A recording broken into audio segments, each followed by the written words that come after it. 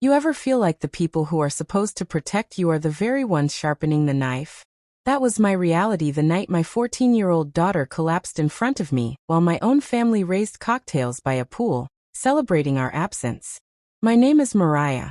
I'm 33, and I've carried scars you can't see. Scars carved by the people I once called family.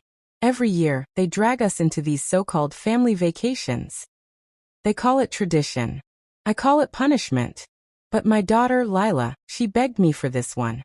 She'd been counting down the days, her eyes sparkling every time she mentioned it.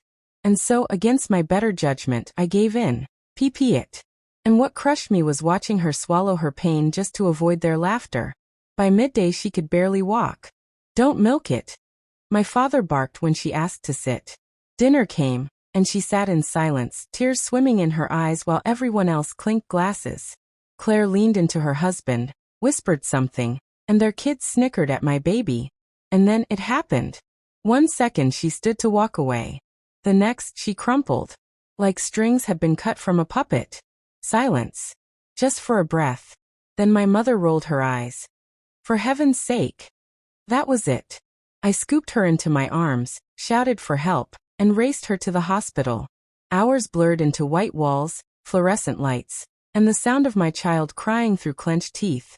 Tests. Needles. The word appendicitis hanging like a blade. I paced the sterile floor, praying it hadn't burst. I texted my family. I told them where we were. Not one reply. And then I checked my phone. A photo. My parents. My sister. Cocktails in hand by the pool. The caption. Finally some peace without the pathetic drama queen. My hands shook. My daughter lay in a hospital bed, fighting pain, and they toasted her suffering like it was entertainment.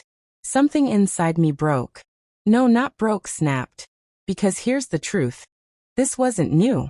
This cruelty was stitched into the fabric of my childhood. Claire was the golden child, polished and perfect. I was the shadow, the reminder of what not to be. They never had to say, "You're a disappointment." It was in my father's sighs. My mother's tightened jaw. The way teachers compared me to my sister, and my parents nodded like, exactly. I grew up practicing smiles in the mirror, hoping if I copied hers, maybe they'd notice me. They didn't. I carried that hunger for approval straight into the arms of a man who treated me like garbage. Because when you're raised on scraps of love, abuse feels almost familiar. He left before Lila was born. And for the first time, I felt relief. Because I had her. My daughter. The one person who made me matter. But my parents, oh, they twisted that too. Single mother, failure, shame. Claire smirked every time she saw me, as if my existence was a cautionary tale. The only light I had was my grandmother. She loved me. She loved Lila. She saw us. And when she died, she left her house not to my parents, not to Claire, she left it to Lila. In trust. With me as guardian.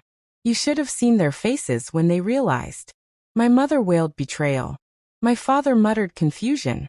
Claire ranted about tradition. But the papers were clear. That house belonged to my little girl. Still, I was too conditioned to use it. Too scared. I let them keep living there, filling it with their rules, their contempt, their poison. Until that hospital selfie. Until I saw them mocking my baby girl while she suffered. That was the final straw. The surgery saved her life. I sat by her bed, watching her breathe, and I realized something. Love is showing up. And my family never had. So while she slept, I called a lawyer. By the time we came home, the papers were ready. A 30-day notice. Their eviction. I didn't mail it. I didn't hide it. I placed it dead center on the kitchen table. When they returned from their little holiday, suitcases dragging across the floor, they froze. My mother read it first. Her face went red. My father clenched his jaw. Claire's voice turned shrill. You can't do this.